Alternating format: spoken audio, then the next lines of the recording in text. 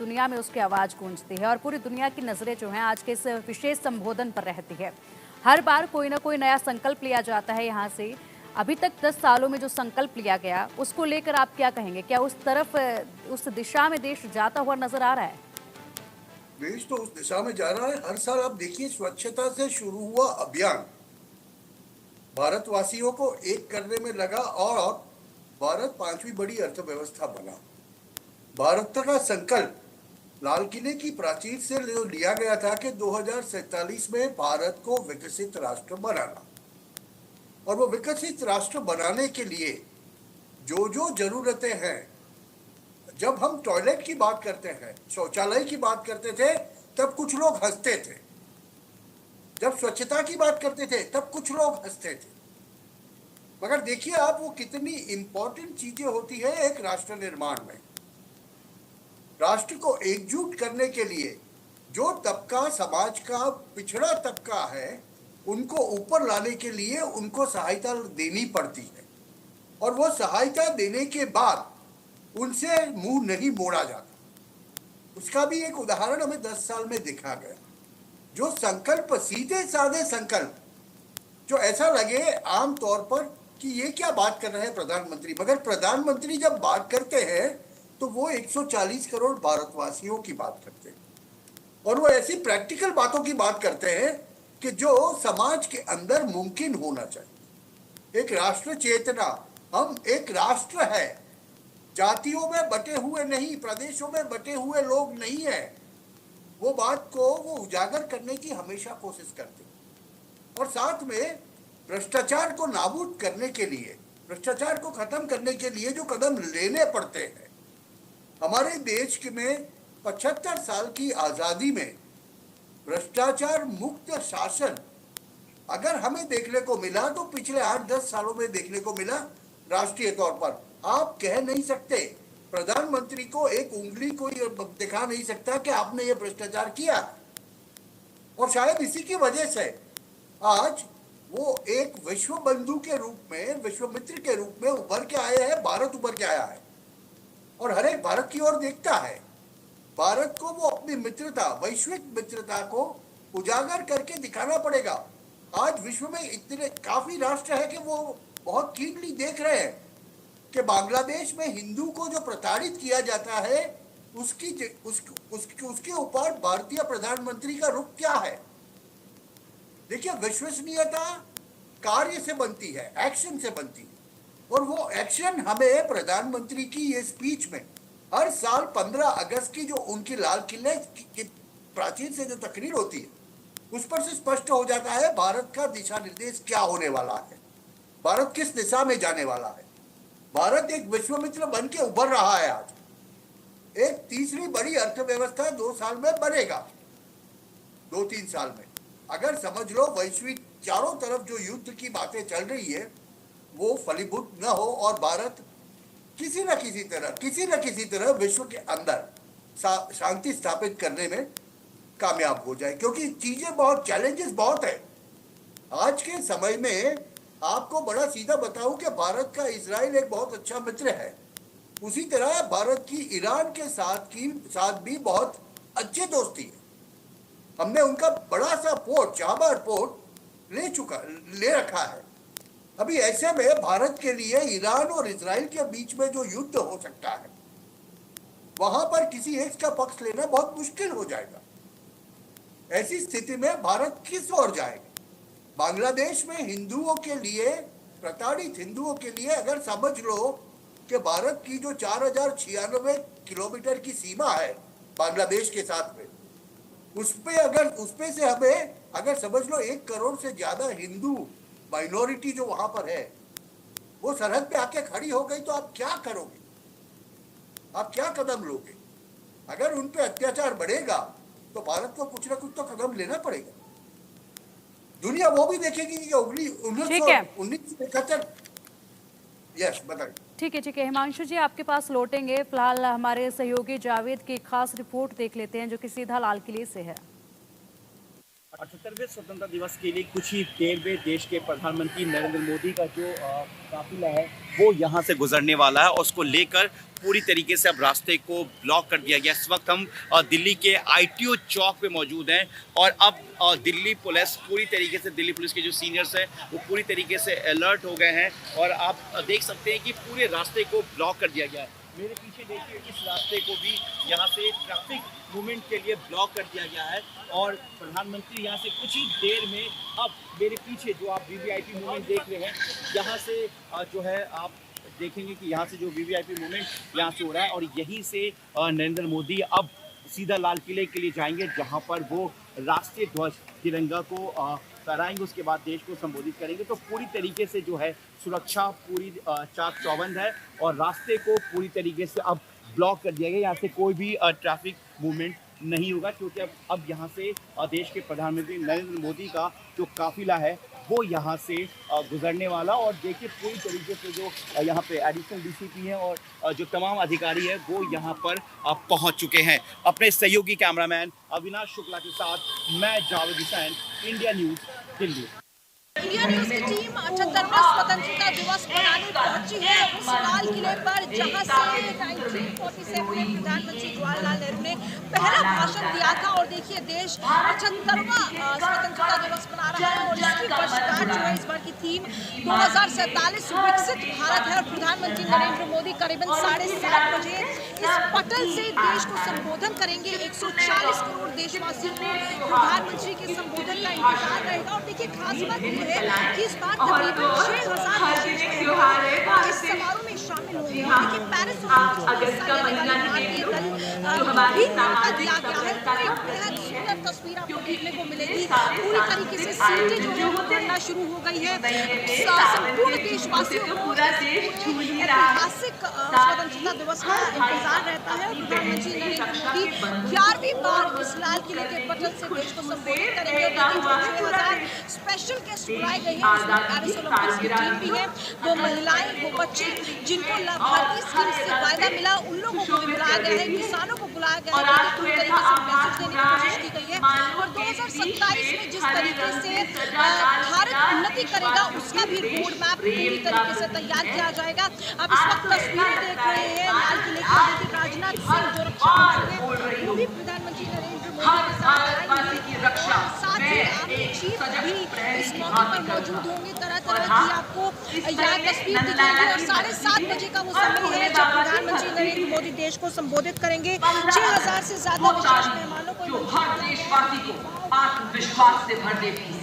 आज के दिन हर देशवासी अपने सपनों को जन भागीदारी को बढ़ाने के लिए ये स्वतंत्रता दिवस जो है उसके जरिए एक मैसेज दिया गया है। आज के दिन अपार जनमानस देश के विभिन्न कोनों से इस भव्य समारोह का ऐतिहासिक। और चलिए अब सीधा रुख कर लेते हैं जम्मू कश्मीर का। हमारे सहयोगी अजय लगातार वहां से हमें अपडेट दे रहे हैं। अजय देखिए, इससे पहले आपने सुरक्षा के बंदोबस्त वहां के बताए थे, लेकिन अब आपसे जानना चाहेंगे कि कार्यक्रम किस प्रकार वहां पर होने वाले हैं, कार्यक्रम को लेकर क्या तैयारियां हैं।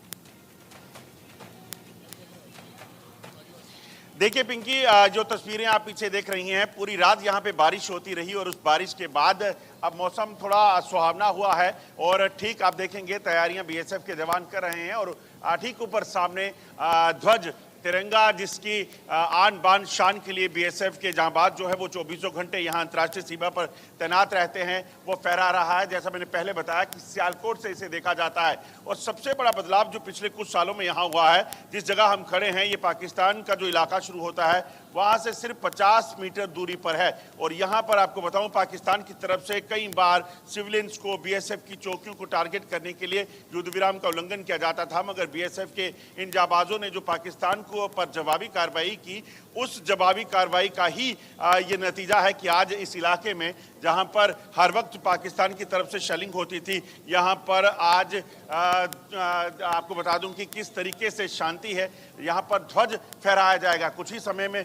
मैं जो सेक्टर DIG BSF है वो यहां पर आएंगे और इस तरफ देखिए, ये अंतर्राष्ट्रीय सीमा की जीरो लाइन का इलाका है, जहां से जिस तारबंदी को, जिस फेंस को फाड़ने की कोशिश जो है वो पाकिस्तान की तरफ से की जाती थी। आज इसी जगह पर रेड कारपेट बिछा हुआ है और ये शांति का प्रतीक है, मगर आज एक बार फिर से पाकिस्तान शांति के को जो है भंग करने का प्रयास कर रहा है, मगर पाकिस्तान के ये इरादे जो हैं इसको नापाक इरादों को नाकाम किया जाएगा। एक तस्वीर में आपको यहाँ से, क्योंकि हम कितनी दूर हैं, हमारे दर्शकों को ये चीज़ ज़रूर दिखाने की कोशिश करते हैं। आप देखिए तो यहाँ से सिर्फ 100 मीटर की दूरी पर इस तरफ जो गेट आप देख रहे हैं, ये अंतर्राष्ट्रीय सीमा का जीरो लाइन का इलाका है और 100 मीटर की दूरी पर जो है यहाँ पर पाकिस्तान है। और यहीं पर आपको याद होगा कि जहाँ पर हर इतवार और शनिवार को जो है एक परेड होती है, जिस तरह से वहाँ पे बाघा बॉर्डर पे होती है। और यहीं से सामने मैं कोशिश करूँगा कैमरामैन अगर दिखा सके तो ये सामने जो आप देखेंगे यहाँ पाकिस्तान की चौकी है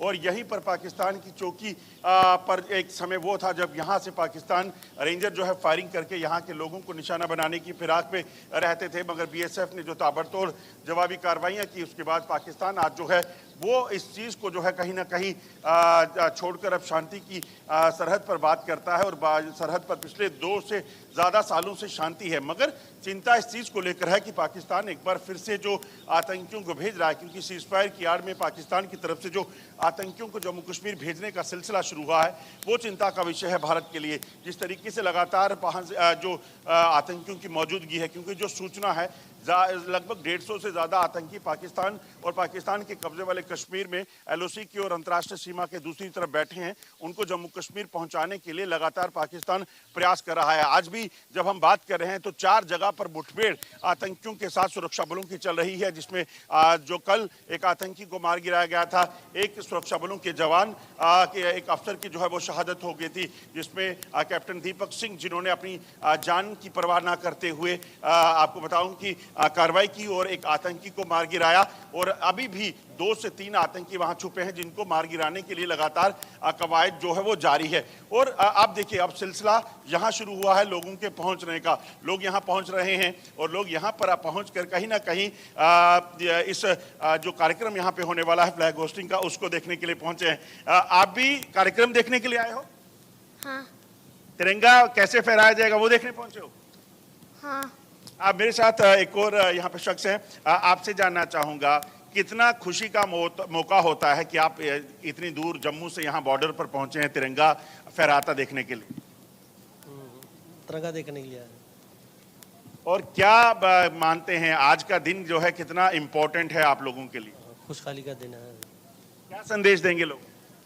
अच्छा देंगे संदेश, खुशी का दिन आज, खुशी का दिन है। तो आप देखिए लगातार लोग जो हैं वो यहाँ पे पहुंच रहे हैं और कोशिश इनकी ये कि किसी भी तरीके से जम्मू कश्मीर में जो आएंगे आपके पास, ये रहे। ठीक है अजय, आएंगे आपके पास, अपडेट हम लेते रहेंगे आपसे। फिलहाल हम वो 10 तस्वीरें दिखा देते हैं 10 सालों की, जब प्रधानमंत्री मोदी ने देश को संबोधित किया था और लाल किले की प्राचीर से जो है ध्वजारोहण किया था। 10 तस्वीरें आपके सामने हैं और आप देख सकते हैं। सबसे पहली तस्वीर आप 2014 की देख रहे हैं, जहां से पीएम मोदी ने बताया था खुद को प्रधान सेवक, और ये पहली बार था जब प्रधानमंत्री मोदी पहुंचे थे लाल किले पर और ध्वजारोहण करके देशवासियों को संबोधित किया था और इस दौरान उन्होंने खुद को प्रधान सेवक बताया था। उसके बाद दूसरी तस्वीर आप देख पा रहे हैं 2015 की। 2015 की एक खास तस्वीर है जब दूसरी बार प्रधानमंत्री मोदी यहां पहुंचे और सभी गांवों में बिजली पहुंचाने का ऐलान यहां से बड़ा किया गया था और एक लक्ष्य जो है वो निर्धारित किया गया था।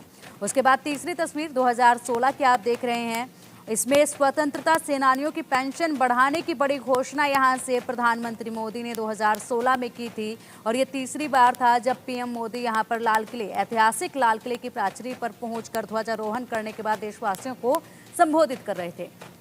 2017 की तस्वीर आप देख रहे हैं उसके बाद, और 2017 की तस्वीर में देखिए प्रधानमंत्री मोदी ने यहाँ पर तंत्र लोक से नहीं लोक से तंत्र है ये कहा था और बड़ी घोषणा यहाँ से प्रधानमंत्री मोदी ने की थी, वो भी काफ़ी अपने आप में एक ख़ास चीज़ थी। और यहाँ पर प्रधानमंत्री मोदी के जो हर साल के जो ध्वजारोहण के दौरान जो लुक्स होते हैं, जो उनके परंपरागत जो पगड़ी होती है उसको लेकर भी काफ़ी ख़ास चर्चाएं जो हैं अक्सर सुनी जाती हैं। 2018 के उसके बाद आप तस्वीर देख पा रहे हैं जहां पर जीएसटी की शुरुआत की सराहना की थी प्रधानमंत्री मोदी ने और कई बड़ी घोषणाएं यहां से की थी। उसके बाद 2019 की तस्वीर आप देखिए, 2019 में प्रधानमंत्री मोदी ने यहां पर बढ़ती जनसंख्या पर चिंता जाहिर की थी और बढ़ती जनसंख्या को लेकर चर्चा यहाँ पर की थी। और इस दौरान भी आप उनकी पोशाक देख सकते हैं, सफ़ेद रंग के कुर्ते के साथ रंग बिरंगी उनकी पगड़ी थी, जो कि काफ़ी चर्चा में उस दौरान जो है बनी हुई थी। 2020 की तस्वीर आप देखिए, 2020 में जब प्रधानमंत्री मोदी यहाँ पहुंचे थे और उनके इस अलग अंदाज को देखिए, यहाँ पर पीएम ने कोरोना योद्धाओं की तारीफ की थी। उसके बाद 2021 की तस्वीर है, गति शक्ति योजना शुरू करने की यहाँ से 2021 में घोषणा की गई। और 2022 की आप तस्वीर देख रहे हैं, जहाँ पर आज़ादी का अमृत महोत्सव शुरू हुआ था। और 2023 की आप तस्वीर देखिए, जहाँ पर आज़ादी के 100वें साल तक विकसित भारत बनाने का लक्ष्य तय किया गया था। 10 तस्वीरें आपके सामने हैं और आज की विशेष तस्वीर भी हम आप तक पहुंचाएंगे। और आप देखिए, सीधा ये तस्वीरें आपको दिखा रहे हैं और काफिला यहाँ पर आता हुआ दिखाई दे रहा है। और आप देखिए, भव्य तैयारियां की गई हैं और पूरा देश जो है आज अलग ही रंगों में रंगा हुआ नजर आ रहा है। 3 रंग जो है वो विशेष तौर पर जो है देखे जा रहे हैं, जो ध्वज के रंग है वो विशेष तौर पर देखे जा रहे हैं। प्रधानमंत्री मोदी ने फिलहाल सोशल मीडिया प्लेटफॉर्म एक्स से सभी देशवासियों को स्वतंत्रता दिवस की हार्दिक बधाई दी है। और अभी प्रधानमंत्री मोदी जो हैं वो राजघाट पर महात्मा गांधी को पुष्पांजलि अर्पित करने के बाद सीधा लाल किले की तरफ, और भव्य स्वागत यहां पर प्रधानमंत्री मोदी का किया जाएगा। ये सीधा तस्वीरें आपको लगातार हम दिखा रहे हैं। रक्षा सचिव तो प्रधानमंत्री मोदी ध्वजारोहण करेंगे, राष्ट्रीय ध्वज गार्ड द्वारा राष्ट्रीय झंडे को सलामी दी जाएगी। पहले 21 तोपों की ये सलामी दी जाएगी और प्रधानमंत्री मोदी के आगमन का हर किसी को बेसब्री से इंतजार है। और यहाँ पर आगमन से पहले प्रधानमंत्री मोदी ने राजघाट पर जाकर महात्मा गांधी को पुष्पांजलि अर्पित की है। उसके बाद सीधा जो है रुख किया है लाल किले की तरफ और ऐतिहासिक लाल किले की प्राचीर की तरफ। और आप तस्वीरें सीधा देख पा रहे हैं, अतिथिगण जो हैं वो यहाँ पर। हमने वोकल फॉर लोकल का मंत्र दिया। आज मुझे खुशी है कि वोकल फॉर लोकल ने अर्थतंत्र के लिए एक नया मंत्र बन गया है। हर डिस्ट्रिक्ट अपनी पैदावार के लिए गर्व करने लगा है। 1 डिस्ट्रिक्ट 1 प्रोडक्ट का माहौल बना है। अब 1 डिस्ट्रिक्ट 1 प्रोडक्ट को 1 डिस्ट्रिक्ट का 1 प्रोडक्ट एक्सपोर्ट कैसे हो, उस दिशा में हर जिले सोचने लगे हैं। रिन्यूएबल एनर्जी का संकल्प लिया था। G20 समूह के देशों ने जितना किया है उससे ज्यादा भारत ने किया है। और भारत ने ऊर्जा के क्षेत्र में आत्मनिर्भर बनने के लिए, ग्लोबल वार्मिंग की चिंताओं से मुक्ति पाने के लिए हमने काम किया है। साथियों, देश गर्व करता है आज जब फिनटेक की सफलता को लेकर पूरा विश्व भारत से कुछ सीखना समझना चाहता है, तब हमारा गर्व और बढ़ जाता है। साथियों, हम कैसे भूल सकते हैं कोरोना के वो संकट काल। विश्व में सबसे तेज गति से करोड़ों लोगों को वैक्सीनेशन का काम हमारे इसी देशों में हुआ। यही देश हैं जो कभी आतताई आतंकवादी हमें आकर के मार के चले जाते थे। जब देश की सेना सर्जिकल स्ट्राइक करती है, जब देश की सेना एयर स्ट्राइक करती है, तो देश के नौजवानों का सीना ऊंचा हो जाता है, तन जाता है, गर्व से भर जाता है। और यही बातें हैं जो आज 140 करोड़ देशवासियों का मन गर्व से भरा हुआ है, आत्मविश्वास से भरा हुआ है। साथियों, इन सारी बातों के लिए एक सुविचारित प्रयास हुआ है। रिफॉर्म की परंपरा को सामर्थ्य दिया गया है। नक्कर तरीकों के, नक्कर लक्ष्य को लेकर के, और जब राजनीतिक नेतृत्व की संकल्प शक्ति हो, दृढ़ विश्वास हो, जब सरकारी मशीनरी उसको लागू करने के लिए समर्पण भाव से जुट जाती है, और जब देश के हर नागरिक उस सपने को पूरा करने के लिए, जन भागीदारी करने के लिए, जन आंदोलन बनाने के लिए आगे आता है, तब हमें निश्चित परिणाम मिलता ही रहता है। मेरे प्यारे देशवासियों, हम ये न भूलें कि देश उस परिस्थितियों से भी दशकों तक भी आजादी के बाद समय बिताया है, जब होती है, चलती है, अरे यार ये तो चलेगा, अरे हमें क्या मेहनत करने की जरूरत है, अरे मामला है, अगली पीढ़ी दिखेगी, अरे हमको मौका मिला है यार, मौज कर लो। आगे वाला आगे का जाने, हमें क्या कर रहा है, हम अपना समय निकाल दे। अरे नया करने जाओगे कोई बवाल उठ जाए, पता नहीं क्यों देश में स्टेटस को का माहौल बन गया था। जो है उसी से गुजारा कर लो, यही का माहौल बन गया था। और लोग तो कहते हैं अरे भाई छोड़ो, अब कुछ होने वाला नहीं है, चलो, ऐसा ही मन बन गया था। हमें इस मानसिकता को तोड़ना था, हमें विश्वास से भरना था, और हमने उस दिशा में प्रयास किया। कई लोग तो कहते थे अरे भाई अगली पीढ़ी के लिए काम हम अभी से क्यों करें, हम तो आज का देखें। लेकिन देश का सामान्य नागरिक ये नहीं चाहता, वो बदलाव के इंतजार में था, वो बदलाव चाहता था, उसकी ललक थी, लेकिन उसके सपनों को किसी ने तवज्जो नहीं दी, उसकी आशा आकांक्षाओं को अपेक्षाओं को तवज्जो नहीं दी गई, और उसके कारण वो मुसीबतों को झेलते हुए गुजारा करता रहा, वो रिफॉर्म्स का इंतजार करता रहा। हमें जिम्मेदारी दी गई और हमने बड़े रिफॉर्म्स जमीन पर उतारे। गरीब हो, मिडिल क्लास हो, हमारे वंचित लोग हो, हमारी बढ़ती जाती शहरी आबादी हो, हमारे नौजवानों के सपने हो, संकल्प हो, आकांक्षाएं हो, उनके जीवन में बदलाव लाने के लिए रिफॉर्म का मार्ग हमने चुना।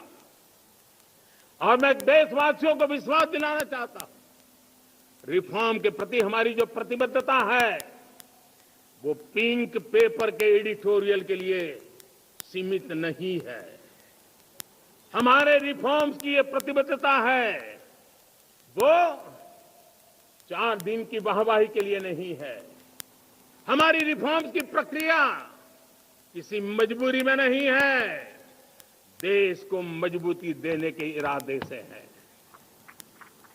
और इसलिए मैं आज कह सकता हूं, रिफॉर्म का हमारा मार्ग एक प्रकार से ग्रोथ की ब्लूप्रिंट बनी हुई है। ये हमारा रिफॉर्म, ये ग्रोथ, ये बदलाव, ये सिर्फ डिबेट क्लब के लिए, इंटेलेक्चुअल सोसाइटी के लिए, एक्सपर्ट लोगों के लिए सिर्फ चर्चा का विषय नहीं है। साथियों, हमने राजनीतिक मजबूरी के कारण नहीं किया है। हम जो कुछ भी कर रहे हैं वो राजनीति का भागा गुणा करके नहीं सोचते हैं। हमारा एक ही संकल्प होता है, नेशन फर्स्ट, नेशन फर्स्ट, राष्ट्र हित सुप्रीम। ये मेरा भारत महान बने, इसी संकल्प को लेकर के हम कदम उठाते हैं। साथियों, जब रिफॉर्म की बात आती है, एक लंबा परिवेश है। अगर मैं उसकी चर्चा में चला जाऊंगा तो शायद घंटों निकल जाएंगे, लेकिन मैं एक छोटा सा उदाहरण देना चाहता हूं। बैंकिंग क्षेत्र में जो रिफॉर्म हुआ, आप सोचिए बैंकिंग क्षेत्र का क्या हाल था। न विकास होता था, न विस्तार होता था, न विश्वास बढ़ता था। इतना ही नहीं, जिस प्रकार की कारनामे चले उसके कारण हमारे बैंक संकटों से गुजर रहे थे। हमने बैंकिंग सेक्टर को मजबूत बनाने के लिए अनेकविध रिफॉर्म्स किए, और आज उसका कारण हमारी बैंक विश्व में जो इन्हीं गुनी मजबूत बैंकें हैं, उसमें भारतीय बैंकों ने अपना स्थान बनाया है। और जब बैंक मजबूत होती है ना, तब फॉर्मल इकोनॉमी की ताकत भी बढ़ती है। जब बैंक की व्यवस्था बन जाती है, तब सामान्य खास करके मध्यम वर्ग के परिवार की जो रिक्वायरमेंट होती है, उसको पूरा करने की सबसे बड़ी ताकत बैंकिंग सेक्टर में होती है। अगर उसको होम लोन चाहिए, उसको व्हीकल का लोन चाहिए, मेरे किसान को ट्रैक्टर के लिए लोन चाहिए, मेरे नौजवानों को स्टार्टअप के लिए लोन चाहिए, मेरे नौजवानों को कभी पढ़ने के लिए, एजुकेशन के लिए लोन चाहिए, किसी को विदेश जाने के लिए लोन चाहिए, ये सारी बातें उसे संभव होती है। मुझे तो खुशी है कि मेरे पशुपालक भी, मेरे मछली पालन करने वाले भाई बहन भी आज बैंकों से लाभ ले रहे हैं। मुझे खुशी है मेरे रेहड़ी पटरी वाले लाखों भाई बहन आज बैंक से साथ जुड़ करके अपनी नई ऊंचाइयों को प्राप्त कर रहे हैं और विकास की दिशा में वो भागीदार बन रहे हैं। हमारे एमएसएमई, हमारे लघु उद्योग के लिए तो बैंक एक सबसे बड़ी सहायक होती है। उसको रोजमर्रा पैसों की जरूरत होती है अपने नित्य मर्जी पर प्रगति के लिए, और उस काम को हमारी मजबूत बैंकों के कारण संभव हुआ है। साथियों, दुर्भाग्य से हमारे देश में आजादी तो मिली, लेकिन लोगों को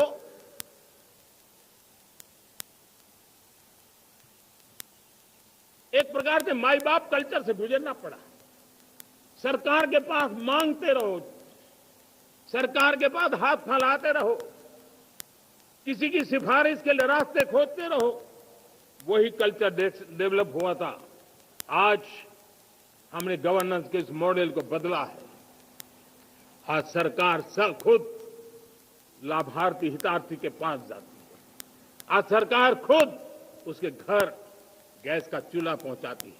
आज सरकार खुद उसके घर पानी पहुंचाती है। आज सरकार खुद उसके घर बिजली पहुंचाती है।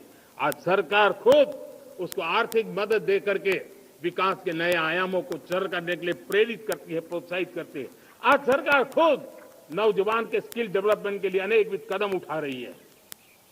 साथियों, बड़े रिफॉर्म्स के लिए हमारी सरकार बहुत ही प्रतिबद्ध है और हम इसी के द्वारा देश में प्रगति की राह को चुनना चाहते हैं।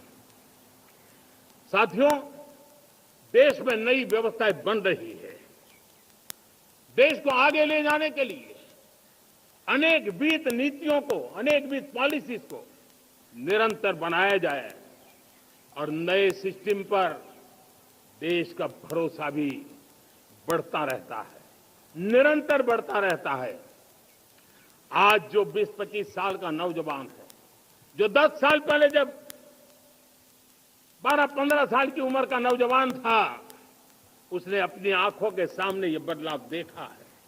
10 साल के भीतर उसके सपनों को आकार मिला है, धार मिली है और उसके आत्मविश्वास में एक नई चेतना जगी है और वही देश का एक नया सामर्थ्य के रूप में उभरना है। आज विश्व भर में भारत की साख बढ़ी है, भारत के प्रति देखने का नजरिया बदला है। आज विश्व में युवाओं के लिए संभावनाओं के द्वार खुले हैं। रोजगार के अनगिनत नए अवसर जो शायद आजादी के इतने सालों के बाद भी नहीं आए थे, वो आज उनके दरवाजे पर दस्तक दे रहे हैं। संभावनाएं बढ़ती गई हैं, नए मौके बन रहे हैं।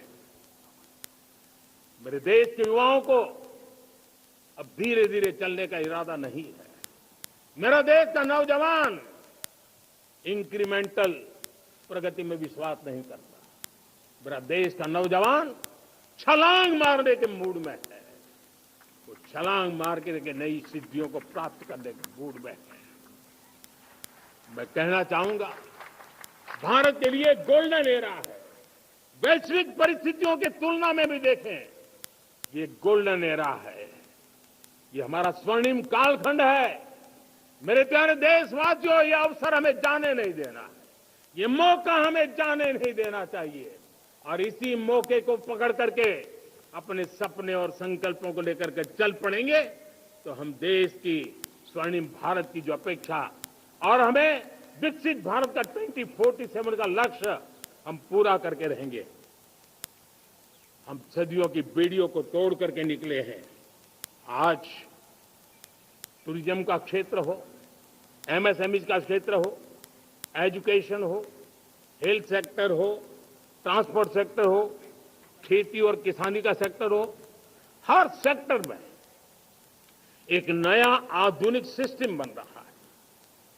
हम विश्व की बेस्ट प्रैक्टिसेस को भी आगे देख रखते हुए हम हमारे देश की परिस्थितियों के अनुसार आगे बढ़ना चाहते हैं। हर सेक्टर में आधुनिकता की जरूरत है, नएपन की जरूरत है, टेक्नोलॉजी को जोड़ने की जरूरत है और हर सेक्टर में हमारी नई नीतियों के कारण इन सारे क्षेत्रों में एक नया सपोर्ट मिल रहा है, नई ताकत मिल रही है। हमारे सारे अवरोध हटे, हमारी बंदिशें दूर हो, हम पूरे सामर्थ्य के साथ चल पड़े, खिल उठे, सपनों को पा करके रहे, सिद्धि को हम अपने निकट देखें, हम आत्मसात करें, उस दिशा में हम चलना है। अब आप देखिए कितना बड़ा बदलाव रहा है। मैं एकदम जमीनी स्तर की बात करूं, विमेन सेल्फ हेल्प ग्रुप, आज 10 साल में हमारे 10 करोड़ बहनें विमेन सेल्फ हेल्प ग्रुप में जुड़ी हैं। 10 करोड़ नई बहनें। हमें गर्व हो रहा है कि हमारे सामान्य परिवार की, गांव की 10 करोड़ महिलाएं आर्थिक रूप से आत्मनिर्भर बन रही हैं। और जब महिला आर्थिक रूप से आत्मनिर्भर बनती हैं, तब परिवार की निर्णय प्रक्रिया की हिस्सेदार बनती हैं, एक बहुत बड़ी सामाजिक परिवर्तन की गारंटी लेकर के आती है। मुझे गर्व है इस बात पर, लेकिन साथ साथ मुझे गर्व इस बात का भी है कि हमारे सीईओ आज दुनिया भर के अंदर अपनी धाक जमा रहे हैं। भारत के हमारे सीईओ विश्व भर में अपनी धाक जमा रहे हैं। हमारे लिए खुशी की बात है कि एक तरफ मेरे सीईओ दुनिया भर में नाम कमा रहे हैं, भारत का नाम बढ़ा रहे हैं, तो दूसरी तरफ विमेन सेल्फ हेल्प ग्रुप से 1 करोड़ मेरी सामान्य परिवार की माताएं बहनें लखपति दीदी बनती है। मेरे लिए ये भी उतना ही गर्व की बात है। अब हमने सेल्फ हेल्प ग्रुप को 10 लाख रुपए से 20 लाख रुपए देने का निर्णय किया है। अब तक 9 लाख करोड़ रुपए बैंकों के माध्यम से हमारे इन विमेन सेल्फ हेल्प ग्रुप को मिले हैं, और जिसकी मदद से वो अपने अनेकविध कामों को बढ़ावा रहे हैं। मेरे साथियों, मेरे नौजवान इस पर ध्यान दें। स्पेस सेक्टर एक फ्यूचर है हमारे साथ जुड़ा हुआ, एक महत्वपूर्ण पहलू है। हम उस पर भी बल दे रहे हैं। हमने स्पेस सेक्टर में बहुत रिफॉर्म किए हैं। जिन बंधनों में हमने स्पेस सेक्टर को बांध के रखा था, उसे हमने खोल दिया है। आज सैकड़ों स्टार्टअप्स स्पेस के सेक्टर में आ रहे हैं। वाइब्रेंट बनता जाता हमारा स्पेस सेक्टर भारत को एक शक्तिशाली राष्ट्र बनाने का एक महत्वपूर्ण अंग है, और हम इसको दूर की सोच के साथ मजबूती दे रहे हैं। आज private satellite, private rocket launch हो रहे हैं। ये गर्व की बात है। आज मैं कह सकता हूं, जब नीति सही होती है, नियत सही होती है और पूर्ण समर्पण से राष्ट्र का कल्याण यही मंत्र होता है, तो निश्चित परिणाम हम प्राप्त करके रहते हैं। मेरे प्यारे देशवासियों, आज देश में नए अवसर बने, तब मैं कह सकता हूं 2 चीजें और हुई जिसने विकास को एक गति दी है, विकास को एक नई छलांग दी है। और ये है, पहला है आधुनिक इंफ्रास्ट्रक्चर का निर्माण। हमने इंफ्रास्ट्रक्चर को आधुनिक बनाने की दिशा में बहुत बड़े कदम उठाए हैं। और दूसरी तरफ सामान्य मानवीय के जीवन में जो बाधाएं हैं, ईज ऑफ लिविंग का हमारा जो सपना है, उस पर भी हमने उतना ही बल दिया है। पिछले 1 दशक में अभूतपूर्व इंफ्रास्ट्रक्चर का विकास हुआ है। रेल हो, रोड हो, एयरपोर्ट हो, पोर्ट हो, ब्रॉडबैंड कनेक्टिविटी हो, गांव गांव नए स्कूल बनाने की बात हो, जंगलों में स्कूल बनाने की बात हो, दूर सुदूर इलाकों में अस्पताल बनाने की बात हो, आरोग्य मंदिर बनाने की बात हो, मेडिकल कॉलेजों का काम हो, आयुष्मान आरोग्य मंदिरों का निर्माण चलता हो, 60,000 से ज्यादा अमृत सरोवर बने हो, 2 लाख पंचायतों तक ऑप्टिकल फाइबर नेटवर्क पहुंचा हो, नहरों का एक बहुत बड़ा जाल बिछाया जा रहा हो, 4 करोड़ पक्के घर बनना, गरीबों को एक नया आश्रय मिलना, 3 करोड़ नए घर बनाने के संकल्प के साथ आगे बढ़ने की हमारी कोशिश हो। हमारा पूर्वी भारत, नॉर्थ ईस्ट, उसका इलाका आज इंफ्रास्ट्रक्चर के लिए जाने जाना लगा है। और हमने ये जो कायाकल्प किया है, उसका सबसे बड़ा लाभ समाज के उन वर्गों तक हम पहुंचे हैं जो ग्रामीण सड़कें वहां बनी है जिनकी तरफ कोई देखता नहीं था, जिस इलाकों को नहीं देखता था, जिन गांवों को नहीं देखता था। दलित हो, पीड़ित हो, शोषित हो, वंचित हो, पिछड़े हो, आदिवासी हो, जंगल में रहने वाले हो, दूर सुदूर पहाड़ों में रहने वाले हो, सीमावर्ती स्थान पर रहने वाले हो, हमने उनकी आवश्यकता की पूर्ति की है। हमारे मछुआरे भाई बहनों की आवश्यकताओं को पूरा करना, हमारे पशुपालकों के जीवन को बदलना, एक प्रकार से सर्वांगीण विकास का प्रयास हमारी नीतियों में रहा, हमारी नीयत में रहा है, हमारे रिफॉर्म में रहा है, हमारे कार्यक्रमों में रहा है, हमारी कार्यशैली में रहा है।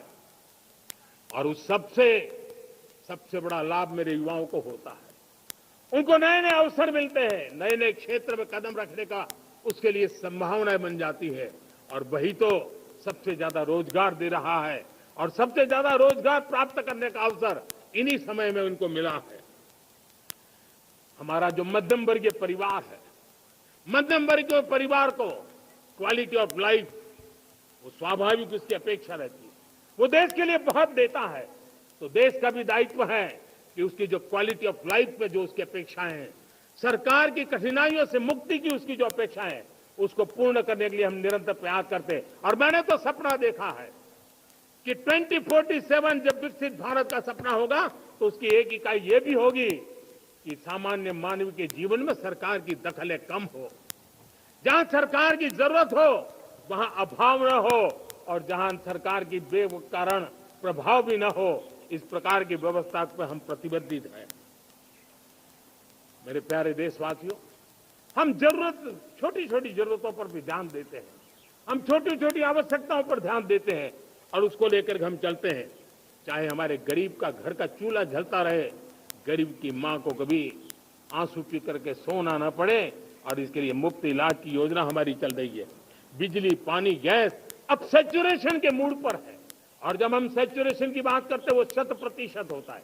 जब सैचुरेशन होता है तो उसको जातिवाद का रंग नहीं लगता है। जब सैचुरेशन होता है तो उसमें पांथिकता का रंग नहीं लगता है। जब सैचुरेशन का मंत्र होता है तब सच्चे अर्थ में सबका साथ सबका विकास का।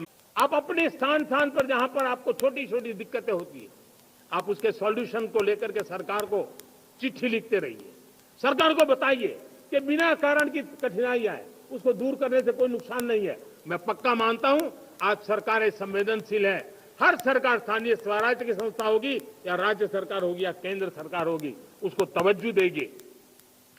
गवर्नेंस में रिफॉर्म्स, ये हमें विकसित भारत एट 2047 के सपने के लिए हमने उसको जोर लगा करके आगे बढ़ाना होगा, ताकि सामान्य मानवीय के जीवन में अवकाश ही अवकाश पैदा हो, रुकावटें खत्म होती चली जाए। नागरिकों का डिग्निटी ऑफ सिटीजन, नागरिकों के जीवन में सम्मान मिले। डिलीवरी के संबंध में कभी किसी को ये कहने की नौबत ना आया कि ये तो मेरा हक था कि मुझे मिला नहीं, उसको खोजना न पड़े। सरकार के गवर्नेंस में डिलीवरी सिस्टम को और मजबूती चाहिए। आप देखिए, देश में जब हम रिफॉर्म की बात करते हैं, आज देश में करीब 3 लाख संस्थाएं काम कर रही है, चाहे पंचायत हो, नगर पंचायत हो, नगर पालिका हो, महानगर पालिका हो, यूटी हो, स्टेट हो, डिस्ट्रिक्ट हो, केंद्र, छोटी मोटी 3 लाख करीब इकाइयां हैं।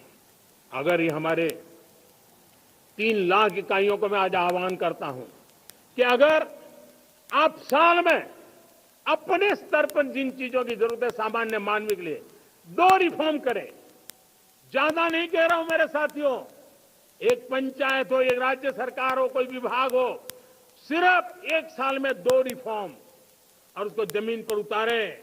आप देखिए, हम देखते ही देखते एक साल में करीब 25-30 लाख रिफॉर्म कर सकते हैं। जब 25-30 लाख रिफॉर्म हो जाए तब सामान्य मानवीय का विश्वास कितना बढ़ जाएगा, उसकी शक्ति राष्ट्र को नई ऊंचाई पर ले जाने में कितनी काम आएगी। और इसलिए हम अपने स्तर पर होती है चलती से मुक्ति पाकर के बदलावों के लिए आगे आए, हिम्मत के साथ आगे आए। और सामान्य मानवीय की जरूरत, छोटी छोटी जरूरत होती है, पंचायत लेवल पर भी वो मुसीबतें झेल रहा है, उन मुसीबतों से हम मुक्ति दिलाएं तो मुझे पक्का विश्वास है कि हम सपनों को पार कर सकते हैं। मेरे प्यारे देशवासियों, आज देश आकांक्षाओं से भरा हुआ है। हमारे देश का नौजवान नई सिद्धियों को चूमना चाहता है, नए नए शिखरों पर वो कदम रखना चाहता है और इसलिए हमारी कोशिश है हर सेक्टर में कार्य को हम गति दें, तेज गति दें और उसके द्वारा पहले हम हर सेक्टर में नए अवसर पैदा करें। दूसरा, ये बदलती हुई व्यवस्थाओं के लिए जो सपोर्टिव इंफ्रास्ट्रक्चर चाहिए, उन इंफ्रास्ट्रक्चर पर हम बदलाव के मजबूती देने की दिशा में काम करें। और तीसरी बात है, नागरिकों की मूलभूत सुविधाओं के विषय में हम प्राथमिकता दें, उसको बल दें। इन तीनों भारत में एक एस्पिरेशनल सोसाइटी का निर्माण किया है और उसके परिणाम स्वरूप आज समाज खुद एक विश्वास से भरा हुआ है। हमारे देशवासियों की आकांक्षा है, उनके एस्पिरेशंस, हमारे नौजवानों की ऊर्जा हमारे देश के सामर्थ्य के साथ जोड़ करके हम आगे बढ़ने की एक ललक लेकर के चल रहे हैं। मुझे विश्वास है रोजगार और स्वरोजगार नए रिकॉर्ड के अवसर पर हम काम किया है। प्रति व्यक्ति आज आय दोगुनी करने में हम सफल हुए हैं। ग्लोबल ग्रोथ में भारत का योगदान बड़ा है। भारत का एक्सपोर्ट लगातार बढ़ रहा है। विदेशी मुद्रा भंडार लगातार बढ़ा हुआ है, पहले से 2 गुना पहुंचा है। ग्लोबल संस्थानों का भारत के प्रति भरोसा बढ़ा है। मुझे विश्वास है भारत की दिशा सही है, भारत की गति तेज है और भारत के सपनों में सामर्थ्य है, लेकिन इन सबके साथ संवेदनशीलता का हमारा मार्ग हमारे लिए ऊर्जा में एक नई चेतना भरता है। मम भाव हमारे कार्य की शैली है।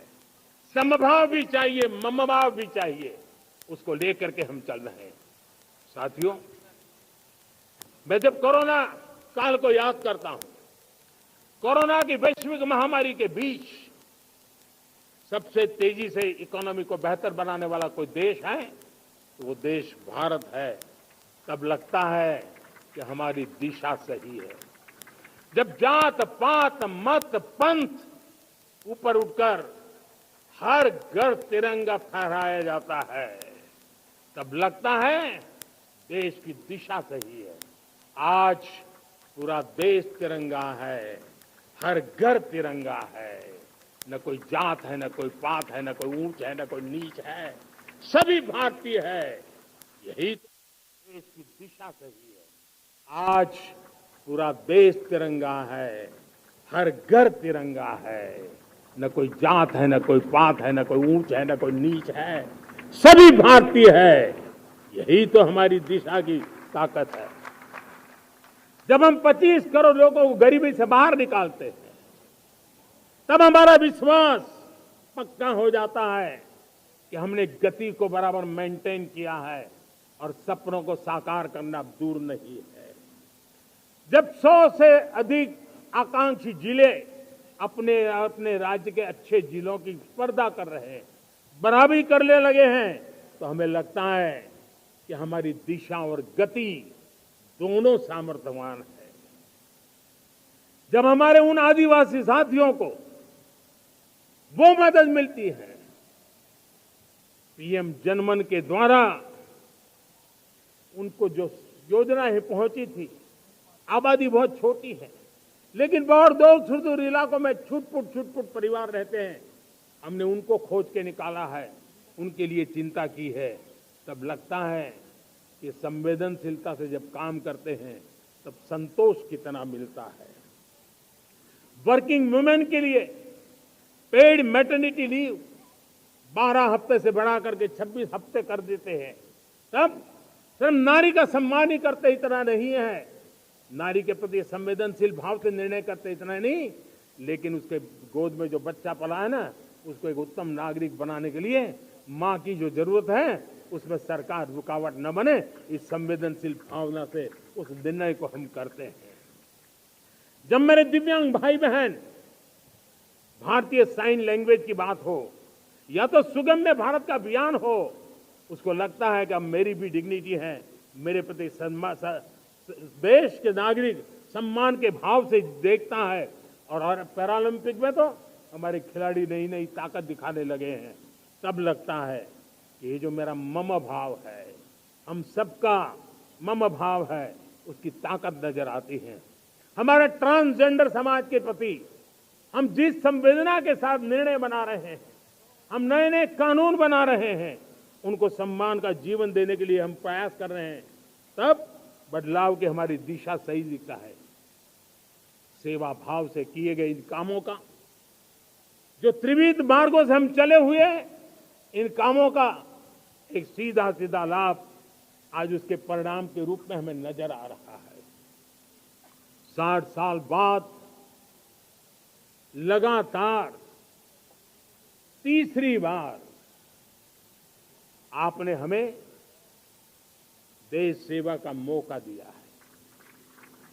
मेरे 140 करोड़ देशवासी, आपने जो आशीर्वाद दिए हैं, उस आशीर्वाद में मेरे लिए एक ही संदेश है, जन जन की सेवा, हर परिवार की सेवा, हर क्षेत्र की सेवा, और सेवा भाव से समाज की शक्ति को साथ लेकर के विकास की नई ऊंचाइयों पर पहुंचना। 2047 विकसित भारत के सपने को लेकर के चलना, उसी एक संदेश को लेकर मैं आज लाल किले की प्राचीर से हमें आशीर्वाद देने के लिए मैं कोटि कोटि देशवासियों का सर झुका करके आभार व्यक्त करता हूं। मैं उनके प्रति नतमस्तक होता हूं और मैं उनको विश्वास दिलाता हूं कि हमें नई ऊंचाइयों को नए जोश के साथ आगे बढ़ना है। हमें सिर्फ जो हो गया है वो संतोष मान करके बैठने वाले हम लोग नहीं हैं, वो हमारे संस्कार में नहीं है।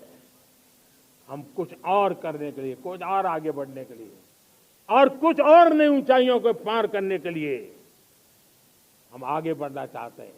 विकास को, समृद्धि को, सपनों को साकार करने को, संकल्प को लिए जीवन खपाने को हम अपना स्वभाव बनाना चाहते हैं, देशवासियों का स्वभाव बनाना चाहते हैं। मेरे प्यारे देशवासियों, आज नई शिक्षा नीति बहुत एक मात्रा में कई राज्यों ने उसको अच्छा इनिशिएटिव लिए है और उसके कारण आज एक 21वीं सदी के अनुरूप हमारी शिक्षा व्यवस्था को जो हम बल देना चाहते हैं और विकसित भारत के सपने के लिए जिस प्रकार से मानव समूह तैयार करना चाहते हैं, नई शिक्षा नीति बहुत बड़ी भूमिका अदा। मैं नहीं चाहता हूं कि मेरे देश के नौजवानों को अब विदेशों में पढ़ने के लिए मजबूर होना पड़े। मध्यम वर्गीय परिवार के लाखों करोड़ों रुपया बच्चों को विदेश पढ़ने के लिए भेजने में खर्च हो जाए। हम यहाँ ऐसी शिक्षा व्यवस्था का विकसित करना चाहते हैं कि मेरे देश के नौजवानों को विदेश जाना न पड़े, मेरे मध्यम वर्गीय परिवारों को लाखों करोड़ रुपया खर्च करना न पड़े। इतना ही नहीं, ऐसे संस्थान निर्माण हो ताकि विदेशों से लोग भारत के अंदर उनका मुंह मोड़े। अभी अभी हमने बिहार का हमारा गौरवप्रद इतिहास रहा है, नालंदा यूनिवर्सिटी का पुनर्निर्माण किया है। फिर से एक बार नालंदा यूनिवर्सिटी काम करना शुरू कर दिया है, लेकिन हमें शिक्षा के क्षेत्र में फिर से एक बार सदियों पुराने उस नालंदा स्पिरिट को जगाना होगा, उस नालंदा स्पिरिट को जीना होगा, उस नालंदा स्पिरिट को लेकर के बड़े विश्वास के साथ विश्व की ज्ञान की परंपराओं को नई चेतना देने का काम हमें करना होगा। मुझे पक्का विश्वास है कि नई शिक्षा नीति ने मातृभाषा पर बल दिया है। मैं राज्य सरकारों से कहूंगा, मैं देश की सभी संस्थानों से कहूंगा कि भाषा के कारण हमारे देश की टैलेंट को रुकावट नहीं आनी चाहिए, भाषा अवरुद्ध नहीं होनी चाहिए। मातृभाषा का सामर्थ्य हमारे देश के छोटे छोटे गरीब से गरीब मां के बेटे को भी सपने पूरा करने का ताकत देता है। और इसलिए हमने हमारी मातृभाषा में पढ़ाई, जीवन में मातृभाषा का स्थान, परिवार में मातृभाषा का स्थान, उसकी ओर हमें बल देना होगा। मेरे प्यारे देशवासियों, जिस प्रकार से आज विश्व का बदलाव नजर आ रहा है और तब जाकर के स्किल का महत्व बहुत बढ़ गया है और हम स्किल को और नई एक ताकत का क्षेत्र हो उसमें भी एक नए स्किल डेवलपमेंट की ओर बल देना चाहते हैं। और हम स्किल इंडिया प्रोग्राम को बहुत व्यापक रूप से इस बार लेकर के आए हैं। बजट में भी इसका बहुत बड़ा, इस बजट में इंटर्नशिप को भी हमने बल दिया है ताकि हमारे नौजवानों को एक एक्सपीरियंस मिले, उनकी कैपेसिटी बिल्डिंग हो और बाजार में उनका ताकत दिखाई दे। उस प्रकार से मैं स्किल युवाओं को तैयार करना चाहता हूं। और जैसे कई बार और दोस्तों, आज विश्व की परिस्थिति को देखते हुए मैं साफ साफ देख रहा हूं कि भारत का स्किल्ड मैन पावर जो है, हमारा स्किलफुल जो नौजवान है, वो ग्लोबल जॉब मार्केट में अपनी दमक बनाए। हम उस सपने को लेकर के आगे चल रहे हैं। साथियों, विश्व जिस तेजी से बदल रहा है, जीवन के हर क्षेत्र में साइंस और टेक्नोलॉजी का महत्व बढ़ता चला जाने वाला है। हमें साइंस को बहुत बढ़ देने की आवश्यकता है। और मैंने देखा चंद्रयान की सफलता के बाद हमारे स्कूल कॉलेज के अंदर साइंस और टेक्नोलॉजी के प्रति एक नई रुचि का वातावरण बना है, नई दिलचस्पी बढ़ी है। तब हमारे शिक्षा संस्थानों ने ये जो मनोभाव बना है उसको नर्चर करने के लिए आगे आना होगा। भारत सरकार ने भी रिसर्च के लिए सपोर्ट बढ़ा दिया है। हमने ज्यादा से ज्यादा चेयर स्थापित किए हैं। हमने नेशनल रिसर्च फाउंडेशन बना करके हमने उसको एक कानूनी परिवेश में ला करके स्थायी रूप से एक व्यवस्था विकसित की है ताकि रिसर्च को लेकर के निरंतर बल मिले और ये रिसर्च फाउंडेशन उस काम को करे। मेरे बड़े गर्व की बात है कि बजट में हमने 1 लाख करोड़ रुपया रिसर्च और इनोवेशन के लिए हमने देने का निर्णय किया है ताकि हमारे देश के नौजवान के पास जो आइडियाज है उस आइडियाज को हम जमीन पर उतार पाए। साथियों, आज भी हमारे देश में मेडिकल एजुकेशन के लिए हमारे बच्चे बाहर जा रहे हैं। वैसा कहा मैंने, वो ज्यादातर मध्यम वर्गीय परिवार के, उनके लाखों करोड़ों रुपए खर्च हो जाते हैं। और तब जाकर के हमने पिछले 10 साल में मेडिकल सीटों को करीब करीब 1 लाख कर दिया। आज मैं करीब 25,000 युवा हर साल विदेश में मेडिकल एजुकेशन के लिए जाते हैं। और ऐसे ऐसे देश में जाना पड़ रहा है, कभी कभी तो मैं सुनता हूं तो हैरान हो जाता हूं। और इसलिए हमने तय किया है कि अगले 5 साल में मेडिकल लाइन में 75,000 नई सीटें बनाई जाएगी। मेरे प्यारे देशवासियों, विकसित भारत 2047 वो स्वस्थ भारत भी होना चाहिए। और जब स्वस्थ भारत हो तो आज जो बच्चे हैं उनके पोषण पर आज से ही ध्यान देने की जरूरत है। और इसलिए हमने विकसित भारत की जो पहली पीढ़ी है उनकी तरफ विशेष ध्यान दे करके हमने पोषण का एक अभियान चला है। हमने राष्ट्रीय पोषण मिशन शुरू किया है। पोषण को हमने प्राथमिकता दी है। मेरे प्यारे देशवासियों, हमारी कृषि व्यवस्था को ट्रांसफॉर्म करना बहुत जरूरी है, समय की मांग है। हम सदियों से जिस परंपरा में दबे हुए हैं, जकड़े हुए हैं, उससे मुक्ति पानी होगी। और हमारे किसानों को उसके लिए हम मदद भी दे रहे हैं। हम उसको ट्रांसफॉर्म करने की दिशा में लगातार काम करते आए हैं। आज आसान ऋण दे रहे हैं किसानों को, टेक्नोलॉजी की मदद दे रहे हैं। किसान जो पैदावार करता है उसको वैल्यू एडिशन के लिए हम काम कर रहे हैं। उसके लिए मार्केटिंग के लिए पूरा प्रबंध करते हैं ताकि उसको एंड टू एंड हर जगह पे हैंड होल्डिंग की व्यवस्था हो, उस दिशा में हम काम कर रहे हैं। आज जब धरती माता के प्रति सारा विश्व चिंतित है, जिस प्रकार से उर्वरक के कारण हमारी धरती माता की शहद दिनों दिन बिगड़ता जा रही है, हमारी धरती माता की उत्पादकता क्षमता खत्म होती चली जा रही है, कम होती चली जा रही है। और उस समय मैं मेरे देश के लाखों किसानों का आभार व्यक्त करना चाहता हूं, जिन्होंने प्राकृतिक खेती का रास्ता चुना है और हमारी धरती माता की सेवा करने का भी उन्होंने बीड़ा उठाया है। और इस बार बजट में भी हमने प्राकृतिक खेती को बल देने के लिए बहुत बड़ी योजनाओं के साथ बहुत बड़ा बजट में प्रावधान किया है। मेरे प्यारे देशवासियों, आज दुनिया की स्थिति में देखता हूं, पूरा विश्व होलिस्टिक हेल्थ केयर की तरफ मुड़ रहा है और तब उनको ऑर्गेनिक फूड ये उनकी प्रथम पसंद बनी है। आज विश्व के लिए ऑर्गेनिक फूड का अगर कोई फूड बास्केट बन सकता है तो मेरे देश का किसान बना सकता है, मेरा देश बन सकता है।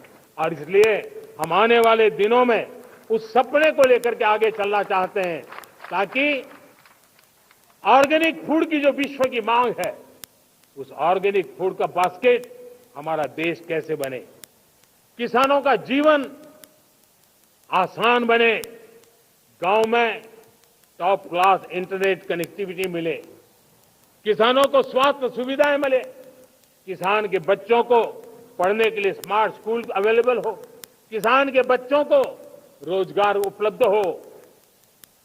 छोटी छोटे खेती के टुकड़ों पर पूरा परिवार आज जीना बड़ा मुश्किल हो रहा है, तब उनके नौजवानों के लिए वो स्किल मिले ताकि उनके नए रोजगार मिले, नए आय के साधन बने।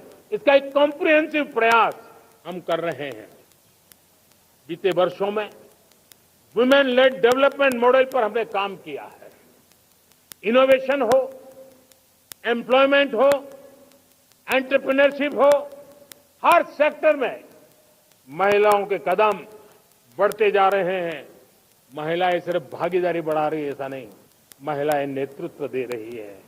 आज अनेक क्षेत्रों में, आज हमारे रक्षा क्षेत्र में देखिए, हमारा एयरफोर्स हो, हमारी आर्मी हो, हमारी नेवी हो, हमारा स्पेस सेक्टर हो, आज हमारी महिलाओं का हम दमखम देख रहे हैं देश के लिए। लेकिन दूसरी तरफ कुछ चिंता की बातें भी आती हैं और मैं आज लाल किले से फिर बार एक अपनी पीड़ा व्यक्त करना चाहता हूं। एक समाज के नाते हमें गंभीरता से सोचना होगा कि हमारी माताओं, बहनों, बेटियों के प्रति जो अत्याचार हो रहे हैं, उसके प्रति देश का आक्रोश है, जन सामान्य का आक्रोश है। इस आक्रोश को मैं महसूस कर रहा हूं। इसको देश को, समाज को, हमारी राज्य सरकारों को गंभीरता से लेना होगा। महिलाओं के विरुद्ध अपराधों की जल्द से जल्द जांच हो, राक्षसी कृत्य करने वालों को जल्द से जल्द कड़ी सजा हो, वो समाज में विश्वास पैदा करने के लिए जरूरी है। मैं ये भी बताना चाहूंगा कि जब बलात्कार की या महिलाओं पर अत्याचार की घटनाएं घटती हैं तो उसकी बहुत चर्चा होती है, बहुत प्रचार होता है, मीडिया में छाया रहता है। लेकिन जब ऐसे राक्षसी मनोवृत्ति व्यक्ति को सजा होती है तो वो खबरों में कहीं नजर नहीं आती है, कोने में कहीं पड़ा रहता है। अब समय की मांग है कि जिनको सजा होती है उसकी व्यापक चर्चा हो ताकि ऐसा पाप करने वालों को भी डर पैदा हो कि पाप करने की हालत ये होती है कि फांसी पर लटकना पड़ता है। और मुझे लगता है कि डर पैदा करना बहुत जरूरी है। मेरे प्यारे देशवासियों, हमारे देश में ऐसी एक आदत बन गई थी स्वभाव से, हम देश को कम आंकना, देश के प्रति गौरव के भाव का अभाव होना, ये पता नहीं क्यों हमारे जहन में घुस गया था। और हम तो कभी कभी तो लेट आए तो कहते थे इंडियंस आए, शर्म के साथ हम बोल देते थे। देश को इन चीजों से हमने बाहर लाने में सफलता पाई है। किसी जमाने में कहा जाता अरे खिलौने भी बाहर से आते थे, वो दिन देखे हमने। आज मैं गर्व से कह सकता हूं कि मेरे देश के खिलौने दुनिया के बाजार में अपनी धमक लेकर के पहुंच रहे हैं। खिलौने हमारे एक्सपोर्ट होने शुरू हुए। तो एक जमाना था हम मोबाइल फोन इंपोर्ट करते थे, आज मोबाइल फोन का मैन्युफैक्चरिंग का इकोसिस्टम बना है, एक बहुत बड़ा हब बना है, और आज मोबाइल फोन दुनिया में एक्सपोर्ट करने लगे हैं। ये भारत की ताकत है। साथियों, भविष्य के साथ सेमीकंडक्टर जुड़ा हुआ है, आधुनिक टेक्नोलॉजी जुड़ी है, एआई जुड़ा हुआ है। हमने सेमीकंडक्टर मिशन पर काम शुरू किया। हर उपकरण में मेड इन इंडिया चिप क्यों न हो, क्यों ये सपना मेरे देश का नौजवान देखे। टैलेंट यहां है, सारे इस प्रकार के रिसर्च काम हिंदुस्तान में होते हैं, तो प्रोडक्शन भी हिंदुस्तान में होगा, सेमीकंडक्टर का काम भी हिंदुस्तान में होगा, और हम एंड टू एंड सॉल्यूशन दुनिया को देने की ताकत रखते हैं, और हम उसको साथियों, एक जमाना हमने देखा है सूजी के लिए हम कैसा संघर्ष करते थे। आज हर उपकरण में हम देख रहे हैं, हम तेजी से आगे बढ़े। और 5G जिस तेजी से पूरे देश में रोल आउट हुआ, हिंदुस्तान के करीब करीब सभी क्षेत्रों में 5G पहुंच गया। वो विश्व में तेज गति से 5G पहुंचाने में हम आगे रहे। और देश साथियों, मैंने कहा हम रुकने वाले नहीं है। 5G पे रुक जाना हमें मंजूर नहीं है। हम 6G पर अभी से मिशन मोड में काम कर रहे हैं, और विश्व में हम उसमें भी अपनी धमक जमाएंगे, ये मैं विश्वास से कहता हूं।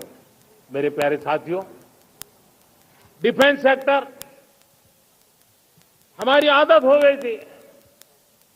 डिफेंस बजट कितना ही क्यों न हो, लेकिन कभी को सोचता नहीं था कि डिफेंस बजट बढ़ा तो जाता कहां है।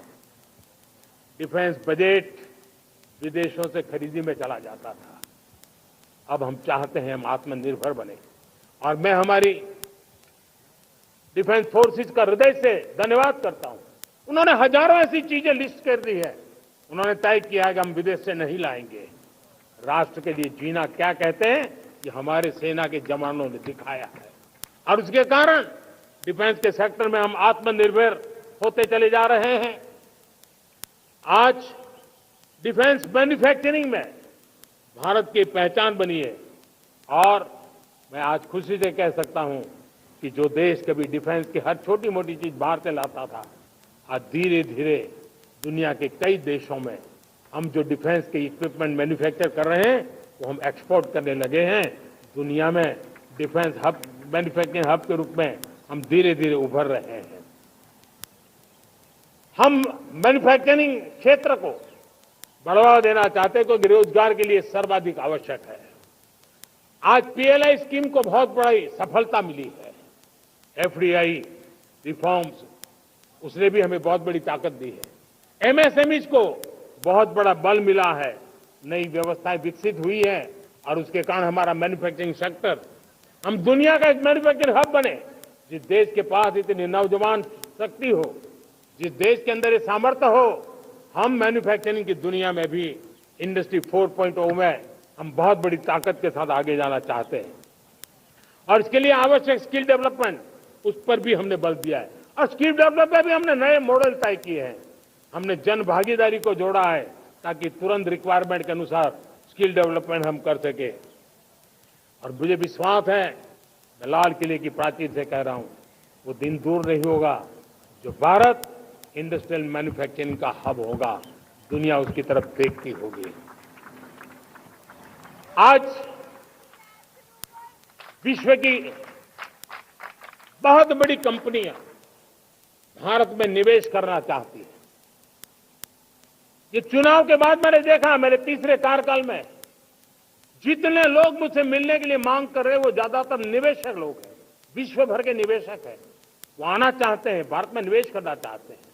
ये एक बहुत बड़ा गोल्डन अपॉर्चुनिटी है। मैं राज्य सरकारों से आग्रह करता हूं कि आप निवेशकों को आकर्षित करने के लिए स्पष्ट नीति निर्धारित कीजिए, गुड गवर्नेंस का आश्वासन दीजिए, लॉ एंड ऑर्डर सिचुएशन के लिए उनको भरोसा दीजिए। हर राज्य एक तंदुरुस्त स्पर्धा में आगे आए। राज्य के बीच निवेशकों को खींचने के लिए स्पर्धा होनी चाहिए, निवेशकों को लिए, ताकि उनके राज्य में निवेशक आएंगे, उनके राज्य के नौजवानों को स्थानीय रूप से अवसर मिलेगा, रोजगार का अवसर मिलेगा। नीतियों में परिवर्तन लाना चाहिए, तो ग्लोबल रिक्वायरमेंट के अनुसार नीतियों को राज्यों ने परिवर्तित करना चाहिए। लैंड की आवश्यकता है तो राज्यों ने लैंड बैंक बनानी चाहिए। गुड गवर्नेंस सिंगल पॉइंट पर काम करने के लिए राज्य जितने प्रोएक्टिव होंगे, जितने ज्यादा प्रयास करेंगे, जो निवेशक आ रहे हैं वो कभी भी वापस नहीं जाएंगे। सिर्फ भारत सरकार से काम ये होता नहीं है, राज्य सरकारों की बहुत बड़ी आवश्यकता होती है, क्योंकि जो भी प्रोजेक्ट लगने वाला है उस राज्य में लगने वाला है, उसको हर राज्य के साथ रोजमर्रा का काम पड़ता है। और इसलिए मैं राज्यों से आग्रह करूंगा कि जब विश्व पूरा भारत की तरफ आकर्षित हो रहा है, विश्व पूरा भारत में निवेश करने के लिए प्रतिबद्ध हो रहा है, तब ये हमारा दायित्व बनता है कि हमारी पुरानी आदतें छोड़ करके स्पष्ट नीति के साथ हम आगे आए। देखिए, आपको परिणाम अपने राज्य में दिखाई देगा और आपका राज्य भी चमक उठेगा, ये मैं आपको विश्वास देता हूं। साथियों, भारत अपनी बेस्ट क्वालिटी के लिए पहचानी जाए, ये बहुत जरूरी है। अब विश्व के लिए हमें डिजाइन ऑफ इंडिया का क्षेत्र, डिजाइन इन इंडिया, इस पर हमने बल देना है। हमें कोशिश करनी है अब इंडियन स्टैंडर्ड इंटरनेशनल स्टैंडर्ड बनने चाहिए। इंडियन स्टैंडर्ड इंटरनेशनल स्टैंडर्ड बनेंगे तब हमारी हर चीज को सहजता से मोहर लग जाएगी, और यह हमारे प्रोडक्शन की क्वालिटी पर निर्भर करेगा, हमारी सेवा की क्वालिटी पर निर्भर करेगा, हमारे अप्रोच की क्वालिटी पर निर्भर करेगा। और इसलिए हमें क्वालिटी पर बल देकर के आगे बढ़ना है। हमारे पास टैलेंट है, डिजाइन के क्षेत्र में हम दुनिया को बहुत कुछ नया दे सकते हैं। डिजाइन इन इंडिया, इस आह्वान को लेकर के हमें अब आगे चलना है। Design in India and design for the world, इस सपने को लेकर के चलना है। मैं देख रहा हूं गेमिंग की दुनिया का बहुत बड़ा मार्केट खड़ा हुआ है, लेकिन आज भी गेमिंग की दुनिया पर प्रभाव, खास करके उन खेलों को बनाने वाले लोग, प्रोडक्ट करने वाले लोग, विदेशी कमाई होती। भारत के पास बहुत बड़ी विरासत है, हम गेमिंग की दुनिया में बहुत नई टैलेंट को लेकर के आ सकते हैं। विश्व के हर बच्चे को हमारे देश के बनी हुई गेमिंग की ओर आकर्षित कर सकते हैं। मैं चाहता हूं कि भारत के बच्चे, भारत के नौजवान, भारत के आईटी प्रोफेशनल्स, भारत के एआई के प्रोफेशनल्स, वे गेमिंग की दुनिया को लीड करें। खेलने में नहीं, गेमिंग की दुनिया में हमारे प्रोडक्ट पूरे विश्व में पहुंचने चाहिए, और पूरी दुनिया में हमारे एनिमेटर्स काम कर सकते हैं।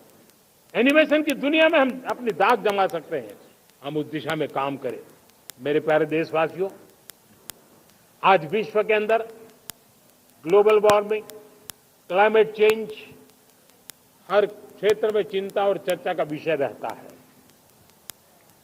भारत ने उस दिशा में काफी कदम उठाए हैं।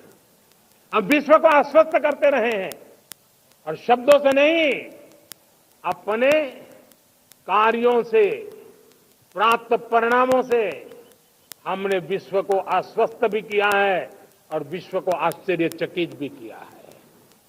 हम ही हैं जिन्होंने सिंगल यूज प्लास्टिक पर प्रतिबंध लगाया है, हमने रिन्यूएबल एनर्जी पर विस्तार किया है, हमने रिन्यूएबल एनर्जी को एक नई ताकत दी है। आने वाले कुछ वर्षों में हम नेट जीरो फ्यूचर की ओर आगे बढ़ रहे हैं। मुझे याद है पेरिस अकॉर्ड में जिन देशों ने अपने लक्ष्य निर्धारित किए थे, आज मैं लाल किले की प्राचीर से मेरे देशवासियों की ताकत दुनिया को बताना चाहता हूं। G20 देश के समूह जो नहीं कर पाए वो मेरे देश के नागरिकों ने करके दिखाया है, मेरे देशवासियों ने करके दिखाया है, हिंदुस्तान ने करके दिखाया है। पेरिस एकॉर्ड के अंदर जो टारगेट हमने तय किए थे उन टारगेट को समय से पहले पूरा करने वाला G20 देशों के समूह में अगर कोई है तो एकमात्र मेरा हिंदुस्तान है, एकमात्र मेरा भारत है। और इसलिए गर्व होता है साथियों। रिन्यूएबल एनर्जी के टारगेट हमने पूरे, हम 2030 तक रिन्यूएबल एनर्जी को 500 गीगावाट तक ले जाने के लिए मकसद से काम कर। आप कल्पना कर सकते हैं कि कितना बड़ा लक्ष्य है। दुनिया के लोग सिर्फ 500 गीगावाट शब्द सुनते हैं ना तो मेरी तरफ ऐसे ऐसे देखते हैं, लेकिन आज मैं विश्वास से कह रहा हूं देशवासियों को कि इस लक्ष्य को भी हम पूरा करके रहेंगे और ये मानव जाति की भी सेवा करेगा, हमारे भविष्य की भी सेवा करेगा, हमारे बच्चों के उज्जवल भविष्य की गारंटी बनेगा। हमने 2030 तक हमारी रेलवे को नेट जीरो एमिशन का लक्ष्य लेकर के हम चल रहे हैं। साथियों, पीएम सूर्य घर मुफ्त बिजली योजना उसको एक नई ताकत देने वाली है और ये बदलाव का फल मेरे देश के सामान्य परिवार को मिला, विशेष करके मेरे मध्यम वर्ग को मिलेगा जब उसका बिजली का बिल मुक्त हो जाएगा। इलेक्ट्रिक व्हीकल उसकी मांग बढ़ती जा रही है। जब पीएम सूर्य घर योजना से वो बिजली उत्पादन करता है सूर्य से तो उसका व्हीकल का प्रवास का खर्चा भी वो कम कर सकता है। साथियों, हम ग्रीन हाइड्रोजन मिशन लेकर के एक ग्लोबल हब बनना चाहते हैं। बहुत तेजी से नीतियां बनाई गई है, बहुत तेजी से उसका इंप्लीमेंटेशन का काम हो रहा है और भारत ग्रीन हाइड्रोजन एक न्यू एनर्जी की दिशा में हम जाना चाहते हैं। और ये सारे जो प्रयास चल रहे हैं, क्लाइमेट की चिंता तो है ही है, ग्लोबल वार्मिंग की चिंता है, लेकिन इसके अंदर ग्रीन जॉब्स की बहुत बड़ी संभावना है और इसलिए आने वाले कालखंड में ग्रीन जॉब्स का महत्व बढ़ता है। तो उसको सबसे पहले कैप्चर करने के लिए मेरे देश के नौजवानों को अवसर देने के लिए और ग्रीन जॉब्स के लिए एक बहुत बड़ा क्षेत्र को बढ़ावा दे रहे हैं। मेरे प्यारे देशवासियों, आज हमारे साथ इस तिरंगे झंडे के नीचे वो नौजवान बैठे हैं जिन्होंने ओलंपिक की दुनिया में भारत का परचम लहराया। मैं मेरे देश के सभी एथलीट्स को, मेरे देश के सभी खिलाड़ियों को 140 करोड़ देशवासियों की तरफ से बधाई देता हूं और नए सपने, नए संकल्प, अत्यंतिक पुरुषार्थ के साथ नए लक्ष्यों को हासिल करने के लिए आगे बढ़ेंगे, ऐसा मैं विश्वास के साथ उनको शुभकामनाएं भी देता हूं। आने वाले कुछ दिनों में भारत के एक बहुत बड़ा दस्ता पैरालंपिक के लिए पेरिस जाने के लिए रवाना होगा। मैं मेरे सभी पैरालंपिक खिलाड़ियों को भी हृदय से बहुत बहुत शुभकामनाएं देता हूं। साथियों, भारत ने G20 को ऑर्गेनाइज किया, हिंदुस्तान के अनेक शहरों में ऑर्गेनाइज किया, 200 से ज्यादा इवेंट किए। पूरे विश्व में G20 का इतना बड़ा व्याप, इतना बड़ा कार्यक्रम कभी नहीं हुआ, इस बार हुआ। इसने एक बात सिद्ध कर दी है कि भारत में बड़े से बड़े कार्यक्रम ऑर्गेनाइज करने की ताकत है। भारत को किसी कोई भी हॉस्पिटैलिटी का सामर्थ्य भारत में सबसे ज्यादा है। अगर ये सिद्ध हो चुका है तो साथियों, हिंदुस्तान का सपना है कि 2036 में जो ओलंपिक होगा वो मेरे हिंदुस्तान की धरती पर हो। इसके लिए हम तैयारी कर रहे हैं, उसके लिए हम आगे बढ़ेंगे। साथियों, समाज के आखिरी तबके के जो लोग हैं, ये हमारा सामाजिक दायित्व है।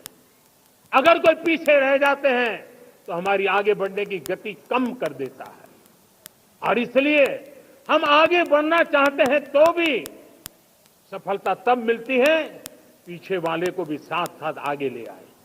और इसलिए हम सबका दायित्व बनता है कि हमारे समाज में आज भी जो क्षेत्र पीछे रह गए हैं, जो समाज पीछे रह गए हैं, जो लोग पीछे रह गए हो, हमारे छोटे छोटे किसान हो, हमारे जंगलों में रहने वाले मेरे आदिवासी भाई बहनों, हमारी माताएं बहनें हो, हमारे मजदूर हो, हमारे श्रमिक साथी हो, हमारे कामगार लोग हो, इन सबको हमें बराबरी में लाने के लिए, हमारे बराबर लाने के लिए भरपूर प्रयास करना है। लेकिन अब गति पकड़ गई है, अब लंबे दिन तक हमें वो करना नहीं पड़ेगा, बहुत जल्द वो हमारे पास पहुंच जाएंगे। हमारी बराबरी में